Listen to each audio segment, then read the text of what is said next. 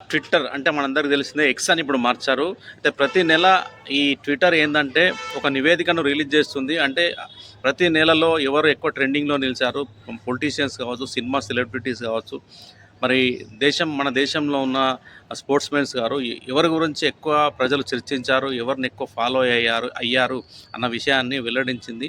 అంటే ఇటీవల రిలీజ్ చేయడం జరిగింది. ముఖ్యంగా ఆహ్, అంటే మన దేశంలో అంటే ట్విట్టర్‌లో మరి ఎక్కువగా ఎవరి గురించి సెర్చ్ చేశారంటే టాప్ 1లో మన ప్రధాని నరేంద్ర మోడీ నిలిచారు.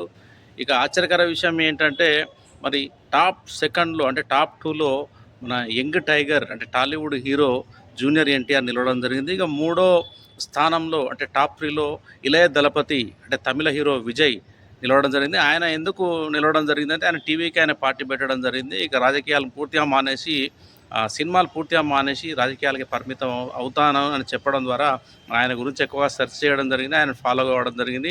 ఇక 4వ స్థానం పవన్ కళ్యాణ్, జనసేన అధ్యక్షుడు పవన్ కళ్యాణ్. ఆయన సినిమా హీరో. ఆయన గురించి కూడా ఎక్కువ చర్చించారు, ఫాలో అయ్యారు. ఇక ఐదో ఐదో స్థానం అంటే టాప్ 5లో మన క్రికెటర్ శుభ్మన్ గిల్. 6వ స్థానంలో రాహుల్ గాంధీ. అంటే ఓట్ చోరీ గురించి ఆయన ఎక్కువగా చర్చించడం జరిగింది. ఈ అంశం గురించి మరి ఎక్కువగా ఆయనను ఫాలో అయ్యారు. ఇక 7వ స్థానంలో వచ్చేసి విరాట్ కోహ్లీ నిలిచారు. 8వ స్థానంలో మన తెలుగు టాలీవుడ్ హీరో మహేష్ బాబు నిలిచారు.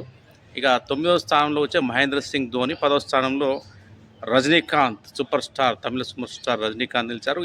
ఇటీవల కాలంలో కూలీ సినిమా విడుదల కావడం జరిగింది.